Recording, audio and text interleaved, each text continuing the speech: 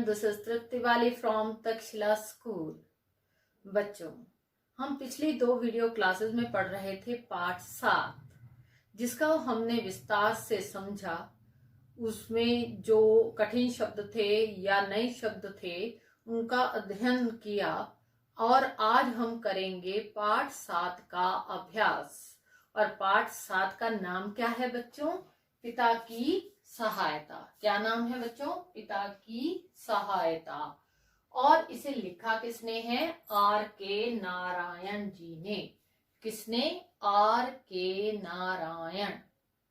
पाठ का नाम पिता की सहायता, लेखक का नाम आर के नारायण।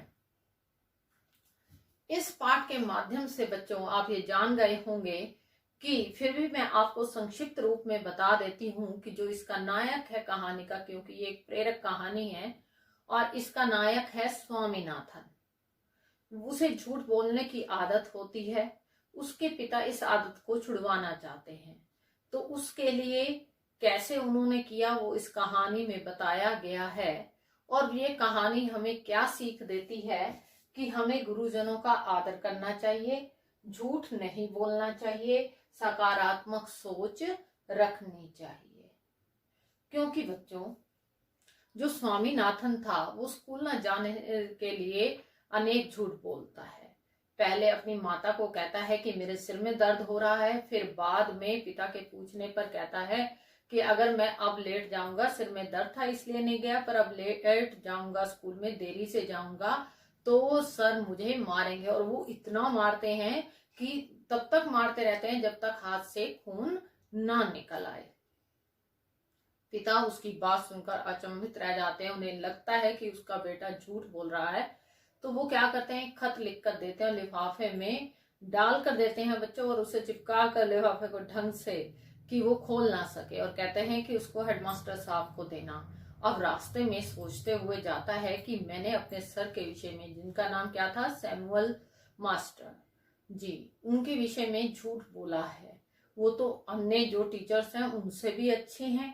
तो वो कहता है कि अगर मैंने ये लेटर, ये पत्र हेडमास्टर साहब को दे दिया तो हो सकता है कि सैमुअल सर की नौकरी चली जाए, ये भी हो सकता है उनका अपमान किया जाए, उनके जीवन में कष्ट आ जाए। वो बहुत कुछ सोचता है बच्चों, और स्वयं को अपमानित समझता है कि ग्लानि सी महसूस होती है, उसे आत्मग्लानि महसूस होती है। और वो क्या करता है कि वो सोचता है कि मैं पत्र नहीं दूंगा। वो कहता है शाम तक जाते हुए, मतलब घर जाते हुए, जब दोपहर की छुट्टी हो जाएगी उसके बाद घर जाना होगा तब देता हुआ जाऊंगा, हेडमास्टर साहब को सुबह नहीं दूंगा। हो सकता है तब तक सैमुअल सर कुछ ऐसा कर दें जिससे कि क्या हो जाए, जो इस पत्र में लिखा है वो सच हो जाए। तो वो बहुत कोशिश करता है, अनेक बहाने बनाता है, मिसबिहेव करता है उस क्लास में बच्चों। तो क्या हो जाता है, फिर भी सैमुअल सर उसे अधिक कुछ नहीं कहते। उसको कोई ऐसा सबूत नहीं मिलता जिससे कि ये कहा जा सके कि वो बहुत मारते हैं। तो वो जाते हुए देना सोचा कि पिताजी ने कहा है और देता जाऊं, और फिर वो सर नहीं थे, उनके हेडमास्टर साहब 3-4 दिनों के लिए बाहर गए थे और वह फिर घर की तरफ भाग लेता है। तो बच्चों, इसके अब हम प्रश्नोत्तर करेंगे। ध्यान से आप समझे, बहुत ही आसान है। मैं आपको संक्षिप्त रूप में उन प्रश्नों के उत्तर बताऊंगी और आप फिर उसे अपनी उत्तर पुस्तिका में लिखने का प्रयास करेंगे। तो शुरू करें बच्चों प्रश्नोत्तर। तो पहला प्रश्न है बच्चों, स्वामीनाथन के पिताजी स्वभाव से कैसे थे? कैसे थे बच्चों? सख्त स्वभाव के थे। उन्होंने क्या सोचकर हेडमास्टर साहब जी के नाम पत्र लिखा? उन्होंने यह सोचकर लिखा कि अगर उनका बेटा सच बोल रहा है तो जो इस तरह से टीचर, मताध्यापक कह लीजिए, मास्टर जी कह लीजिए, सैमुअल सर जो इतना पीट रहे हैं, उनके खिलाफ क्या की जाएगी, कार्यवाही की जाएगी। अगर उनका बेटा झूठ बोल रहा है तो वह हेडमास्टर साहब जी को ये पत्र नहीं देगा। दूसरा प्रश्न है बच्चों, विद्यालय जाते समय स्वामीनाथन ऐसा क्यों सोच रहा था कि वह दुनिया का सबसे बड़ा झूठा है? कहते हैं कि स्वामीनाथन जब अपने पिता को बताता है कि वो स्कूल क्यों नहीं जाना चाहता, क्या बताता है बच्चों वो, कि सैमुअल सर तब तक मारते रहते हैं जब तक कि बच्चे के हाथ से खून ना निकल आए। तो उसे क्या लगता है कि वह तो बाद में उसे महसूस होता है बच्चों ये कि वह सबसे बड़ा झूठा है, क्योंकि सैमुअल सर ऐसे नहीं थे। उसने सैमुअल सर के विषय में पिता को जो बताया वे सब झूठ था। वे सख्त जरूर थे, वो मतलब डांट भी देते थे बच्चों की भलाई के लिए उन्हें, परंतु इस तरह से नहीं पीटते थे जैसे उसने अपने पिता को बताया। अगले प्रश्न पर चलें बच्चों। अगला प्रश्न है, इतिहास के पीरियड में सैमुअल मास्टर जी ने विद्यार्थियों से क्या क्या सवाल पूछे? कि एक तो वास्को डिगामा, पहला क्वेश्चन क्या था बच्चों, वास्को डिगामा भारत कब आया, और दूसरा क्या था हमारा मुगल शासकों वाला, कि उन्होंने किस तरह से क्या किया, सबसे मुगल बादशाहों में सबसे महान और शक्तिशाली राजा कौन था। जब मुगल आए हमारे देश में बच्चों, तो उन्होंने उसके विषय में बताते हुए कहा कि मुगलों में के जो बादशाह था सबसे शक्तिशाली उनमें से कौन था। अगले प्रश्न पर चलें बच्चों। है ना आसान, अब जल्दी से करेंगे। कह देना सिर में दर्द था इसलिए देर हो गई, किसने कहा? किसने कहा बच्चों? ये पिताजी ने किससे कहा? स्वामीनाथन से कहा कि किस लिए देर हो गई, कि सिर में दर्द था इसलिए देर हो गई, कोई बात नहीं। दूसरा है आपका बच्चों, चिल्लाकर क्यों कह रहे हो, मैं तुम्हारी बात सुन सकता हूं। किसने कहा था ये? सैमुअल सर ने या मास्टर जी ने किसको कहा? स्वामीनाथन को।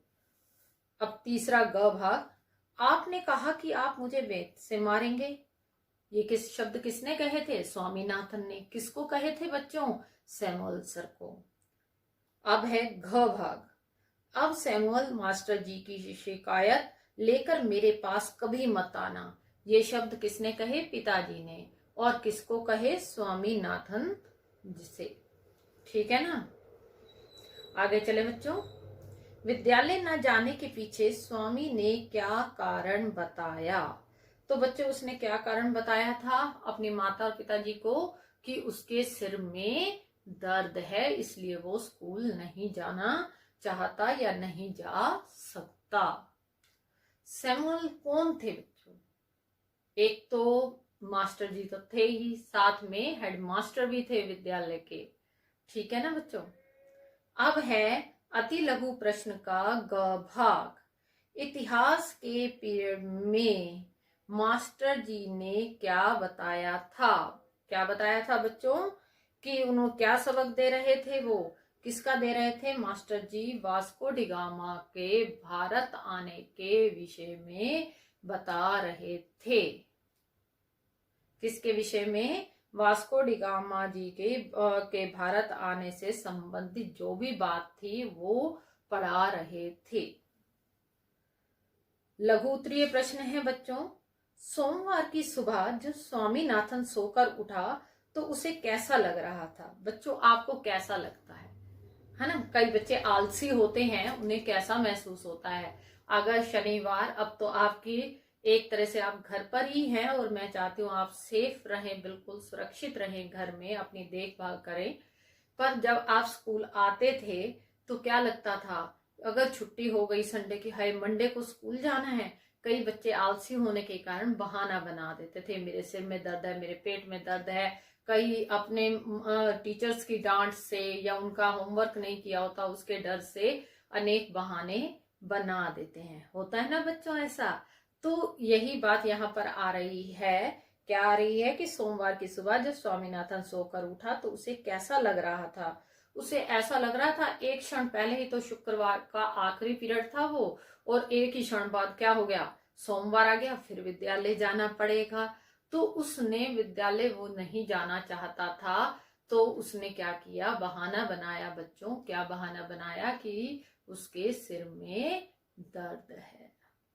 और उसने एक बात और भी सोची थी बच्चों, कि भूकंप आया हो और स्कूल क्या हो? धराशाही हो गया हो, मिट्टी में मिल गया हो, नष्ट हो गया हो, खत्म हो गया हो। हम ऐसे अनेक कल्पनाएं करने लग जाते हैं अगर स्कूल नहीं जाना हो तो। अगला प्रश्न करें बच्चों। अगला प्रश्न है, स्वामीनाथन स्वयं को अपराधी क्यों मान रहा था? मोस्ट इंपॉर्टेंट क्वेश्चन है बच्चों ये। अपराधी स्वयं को क्यों मान रहा था वो? एक तो उसने इसलिए कि उसने अपने पिताजी से सैमुअल सर के विषय में झूठ बोला था। क्या झूठ? फिर वही बात मैं कितनी बार दोहरा चुकी हूं कि वे तब तक मारते हैं जब तक कि बच्चे के हाथ से खून ना निकल आए। तो वो बुरे नहीं थे इतने। वो खुद भी स्वयं भी कह रहा है स्वामीनाथन कि वो बुरे नहीं है, बल्कि अन्य टीचर्स से, जो दूसरे टीचर्स हैं उनसे भी अच्छे हैं। अब वो अपराधी क्यों मान रहा था अपने आप को? क्योंकि अगर वह चिट्ठी उनको दे देता हेडमास्टर साहब को, तो हो सकता था, वो विचार करता हुआ जा रहा था कि ये चिट्ठी पढ़कर सैमुअल सर की नौकरी जा सकती है, उनका अपमान किया जा सकता है, उनके जीवन में कष्ट आ सकते हैं, और उसका कारण कौन होगा? स्वामीनाथन होगा। उसने एक झूठ बोला अपने पिताजी से स्कूल ना जाने के लिए, तो उसके कारण ये सब कुछ हो जाता। अगर वो हेडमास्टर साहब को चिट्ठी दे देता और, तो इसलिए वो स्वयं को क्या मान रहा था? अपराधी मान रहा था बच्चों। अगला प्रश्न, विद्यालय में घुसते समय स्वामी को क्या विचार आया जो समस्या का हल हो सकता था? क्या विचार आया? पहले रास्ते में बच्चों क्या विचार आया था? रास्ते में विचार आया था कि ये कुएं में या नदी में, नाले में क्या कर देता हूँ, इसको फेंक देता हूँ इस पत्र को। फिर नहीं, पिताजी डांटेंगे, मारेंगे, उसके मन में अनेक विचार आए होंगे, और वो क्या करता है, स्कूल पहुंच जाता है और सोचता है कि हेडमास्टर साहब को अब नहीं देता ये पत्र, सुबह नहीं देता, क्या करूंगा, जब विद्यालय से घर जाऊंगा तब जाते हुए हेडमास्टर साहब जी को ये पत्र दूंगा। बच्चों, उसने ऐसा क्यों सोचा होगा? आपने कभी सोचा है कि उसने ऐसा क्यों सोचा? उसने इसलिए सोचा कि हो सकता है सैमुअल सर तब तक ऐसा कुछ कर दें जो पत्र में लिखा है वह सही हो जाए, और जो शिकायत पिताजी कर रहे हैं वो सच हो जाए कि देखो उनके पिता ने सही लिखा है। ठीक है, अगले प्रश्न पर चलें बच्चों। अगला प्रश्न है बच्चों, ये है हमारा, मास्टर जी के खिलाफ मुकदमा बनाने के लिए स्वामी ने क्या क्या किया? क्या क्या किया बच्चों? एक तो स्वामी कक्षा में देर से आया। दूसरा, जब गुरु जन प्रश्न पूछ रहे होते हैं बच्चों, तो क्या होता है, बीच में बोलना अच्छा नहीं गिना जाता। तो किसी से पूछ रहे हैं आप, दूसरा बच्चा खड़ा होकर जवाब दे दे तो अच्छा नहीं लगता। तो वो क्या कर रहा था, उनको फंसाना चाहता, उनके खिलाफ मुकदमा करना चाहता था, सबूत इकट्ठा करना चाहता था। तो वो गृह कार्य के वक्त भी कहा कि मैंने नहीं किया, मेरे सिर में दर्द था। फिर उसने क्या किया, शंकर से सवाल पूछा, वो बीच में खड़ा हो गया। इसी तरह हर बात में, वास्को डिगामा का था प्रश्न तो उन्होंने फिर बीच में टोक दिया, मुगल साम्राज्य का था फिर बीच में खड़े होकर बोला। तो उसका क्लास में जो बिहेवियर था, अर्थात व्यवहार था, वो अच्छा नहीं किया कि हो सके कि सर क्या करें कि उसको बेंत से मारे, और जिसके कारण कि वह उनकी शिकायत कर सके। आ रहा है बच्चों समझ में? ये बहुत जरूरी है, छोटी छोटी बातें होती हैं बच्चों, ध्यान से समझना। अगले प्रश्न पर चलते हैं, ये दीर्घ कर रहे हैं हम। अब सैमुअल मास्टर जी की शिकायत लेकर मेरे पास मत आना। पिताजी ने स्वामीनाथन से यह कथन कब और क्यों कहा? कहते हैं जब वो पत्र लाकर उसने पिताजी को लाकर दे दिया कि हेडमास्टर साहब स्कूल में नहीं हैं और वो कुछ दिनों के लिए, 3-4 दिनों के लिए बाहर गए हुए हैं, तो उन्होंने उस पत्र को क्या किया, फाड़ दिया और कहा कि आगे से कभी भी ऐसे मेरे साथ कोई इस तरह की बात मत करना। क्योंकि उनके पिता समझ गए थे कि जो स्वामीनाथन है वो झूठ बोल रहा है बच्चों, क्योंकि अगर वो सच होता तो या तो वो देकर आता, उप हेडमास्टर साहब को दे आता अगर कमी थी तो, पर उसने ऐसा नहीं किया। अगर हेडमास्टर साहब नहीं थे, किसी और को देकर आता। वो उसने कहा भी था चपरासी ने कि आप ऐसे करें कि जो उप हेडमास्टर साहब हैं उनको देकर आ जाएं, तो पर उसने ऐसा नहीं किया, वो घर की तरफ दौड़ पड़ा। तो इससे पिता को पता था कि उनका बेटा झूठ बोल रहा है, तो इसलिए उन्होंने उस पत्र को वहीं पर फाड़ दिया और उसे चेतावनी दी कि आगे से मेरे साथ ऐसा झूठ मत बोलना। आया बच्चों समझ में? अब आप ये बताएं, क्या झूठ बोलकर किसी काम को करने से बचा जा सकता है? क्या बच्चों ऐसा किया जा सकता है? नहीं बच सकते। मैंने आपको शुरू में बताया था कि झूठ बोलकर हम कार्य से नहीं बच सकते, किसी भी कार्य से, क्योंकि एक झूठ से बचने के लिए हमें 1000 झूठ बोलने पड़ते हैं। एक कार्य से बचेंगे, एक झूठ बोलेंगे, उससे बचने के लिए और झूठ बोलेंगे।